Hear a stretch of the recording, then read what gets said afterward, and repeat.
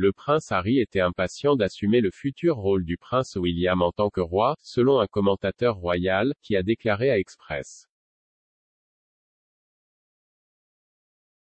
qu'un jeune duc de Sussex avait proposé de faire le travail pour son frère aîné. Alors qu'il a été dit que le couple voulait prendre le temps de rendre visite à la reine, des rapports ont affirmé qu'ils n'avaient pas l'intention de voir le prince William et Kate, duchesse de Cambridge. Le duc et la duchesse de Cambridge sont sur le point de quitter leur domicile londonien du palais de Kensington et de déménager à Adelaide Cottage, une propriété de 4 lits sur le domaine de Windsor. Leur déménagement les rapprochera de la reine, qui vit au château de Windsor, leur permettant de continuer à assumer davantage de responsabilités au sein de The Firm. Kate et William devraient assumer de nouveaux rôles dans un proche avenir. Et bien que cela n'ait pas été confirmé, le duc deviendra probablement le prochain prince de Galles, prenant le titre de son père le prince Charles une fois devenu roi.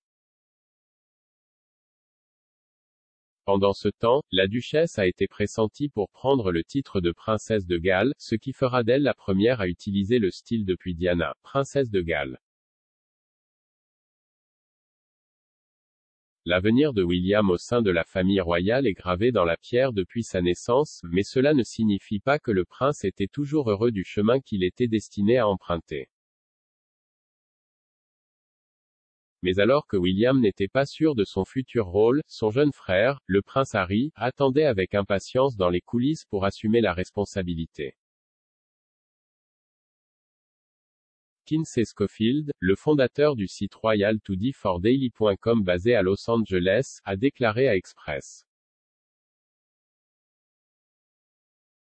que Harry avait proposé d'assumer le poste le plus élevé pour son frère. Elle a déclaré, Diana n'a jamais voulu que Harry se sente inférieur à.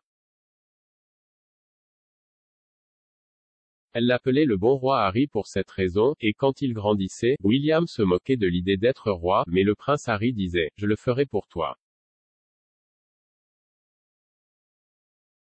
Je serai roi. Diana voulait qu'il se sente digne de ça, elle a adoré cet incendie dans le prince Harry. Elle aimait qu'il soit assez ambitieux et si désireux d'assumer un tel rôle. James Patterson, un auteur très respecté dont le livre le plus récent explore le rôle de la princesse Diana en tant que mère, a soutenu l'affirmation de Madame Schofield en décrivant comment Harry a gagné son surnom de bon roi Harry. Il a déclaré à Fox News Digital la semaine dernière, William était une poignée qui n'aimait pas qu'on lui dise comment se comporter. William aurait répondu une fois, je ne veux pas être roi. Quand Harry a plaisanté, eh bien, je ferai le travail à votre place alors, le surnom est né. Mais malgré son empressement, l'offre des Harry n'a pas été acceptée et William est prêt à mener à bien son destin de futur monarque.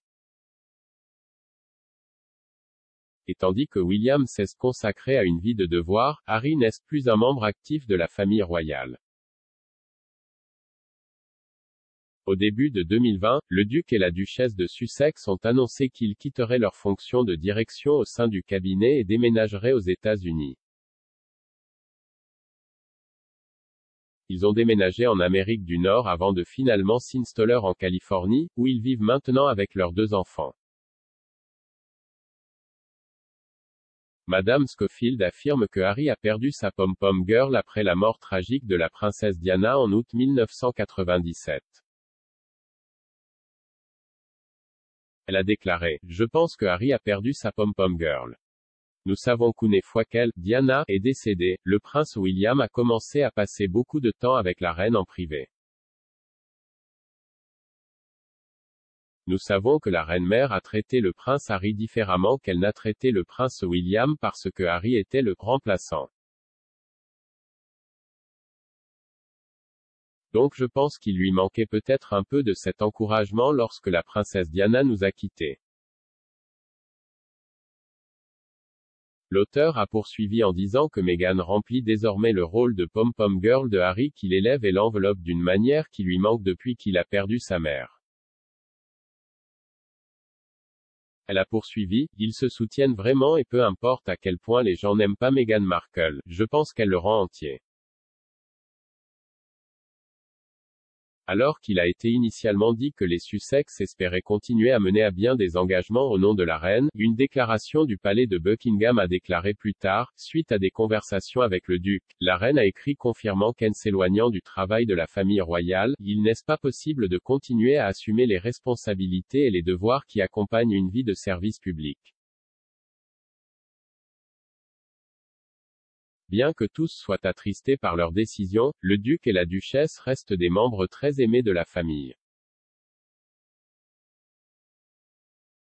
Harry et Meghan ont forgé de nouvelles carrières aux États-Unis, ils ont signé des accords avec les géants du streaming Spotify et Netflix, poursuivi des projets philanthropiques et humanitaires et continué à travailler avec des importantes organisations caritatives. Le duc reste très impliqué dans les Jeux Invictus, un événement sportif pour les vétérans et militaires blessés et malades, fondé en 2014. En avril, lui et Meghan se sont rendus aux Pays-Bas pour les Jeux de 2020, qui ont été reportés à 2 reprises en raison de la pandémie de coronavirus. Lors de la cérémonie d'ouverture des Jeux, la duchesse a déclaré publiquement son amour pour son incroyable mari, affirmant qu'elle ne pouvait pas l'aimer et le respecter davantage alors qu'elle présentait le duc sur scène lors de l'événement à La Haye. Plus récemment, Meghan s'est assise dans le public lors du discours d'ouverture de Harry lors d'une réunion informelle de l'Assemblée générale des Nations unies à New York.